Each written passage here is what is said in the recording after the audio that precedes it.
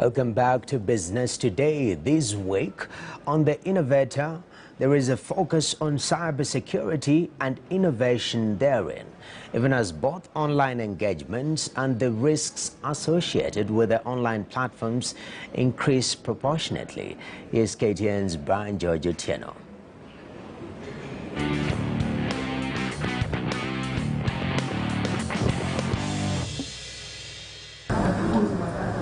In the recent past, there has been an influx of online activity, with lots of people taking their businesses online. And while all this was happening, some unscrupulous online predators had a field day. Hacking and phishing are just some of the risks they put online users to. Crystal Tech CEO Abubakar Yusuf saw the need to develop a 6-stack cybersecurity innovation to counter any online risks. The biggest concern is about security. But now, world have moved from the physical security to the cyber security, because everything now is about data, and data is the goal thing. So everything is about the data, and of course not all the data is important.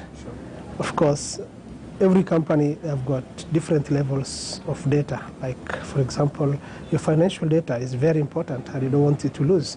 You have confidential data, you have business data, and you have just your own photos. Maybe even if they get provided, they're in good shape. But if they get leaked, you don't care too much. But so it depends. So cybersecurity is one of the big areas and the most important unit that we have internally. And so how does the 6-stack cybersecurity innovation work? The most important actually aspects of about why even cybersecurity exists about actually protecting your digital assets. Yes. Okay. So we are protecting our digital assets, and every hacker and everybody outside there, everybody just wants to reach to this data. But before we reach to this data, we use something called cybersecurity stack, so that we look at every angle before you reach to this digital asset. So the first one you normally call the data layer. Okay. Data layer. The data layer now, this is where your data sits. Your data sits. This is where now we do the backups. We try to look at the policies around your backups. Is your backup set right? Can you actually restore your backup? And do all that. So there are a lot that is happening here.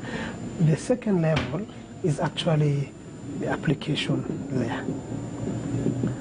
The application layer. The application layer now, this is where now the company's applications sit. Be it the ERPs, be it their different applications that different industries run. And we have security measures that needs to be implemented here in terms of user access, the audit trails that we hear about.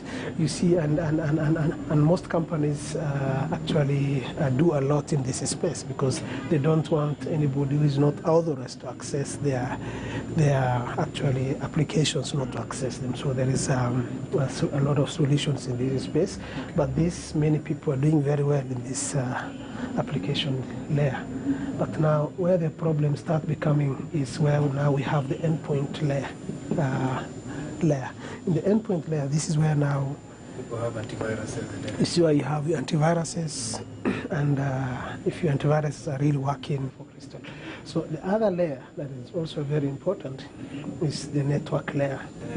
The network layer. So this is where now our switches, the routers, the different local area networks actually sit. One that we normally have here is the perimeter. The perimeter.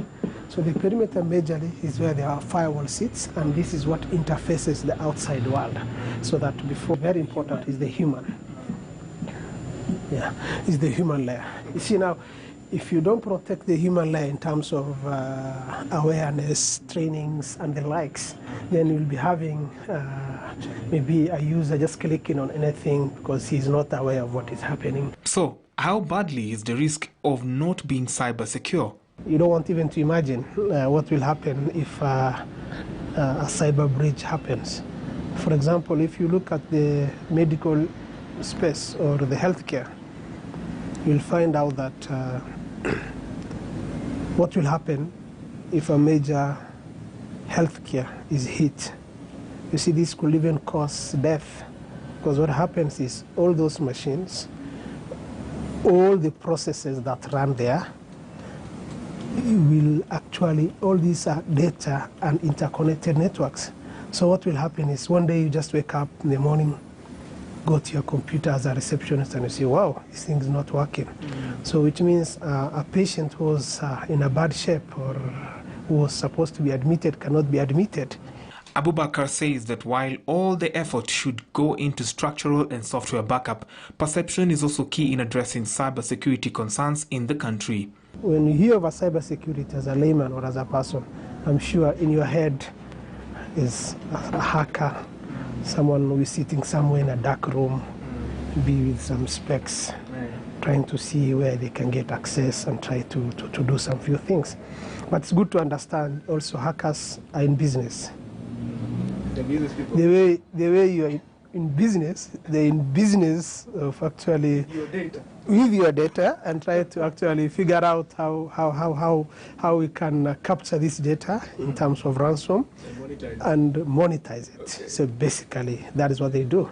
It's also important to know that your information and digital assets, and so no one is safe, as he observed, in data shared by developed countries on ransoms sought by hackers. Biggest problem now we have internally, when you look at the numbers, by the way, and statistics, you'll find that even the developed world, being the US market, you'll find out that in 2017, there was around $2.3 million ransom payment that happened. But look at 2019, 2 years down the line, that figure jumped to around $7.5 billion in terms of ransom payments. For the Innovator this week on KTN News, I'm Brian George Otieno.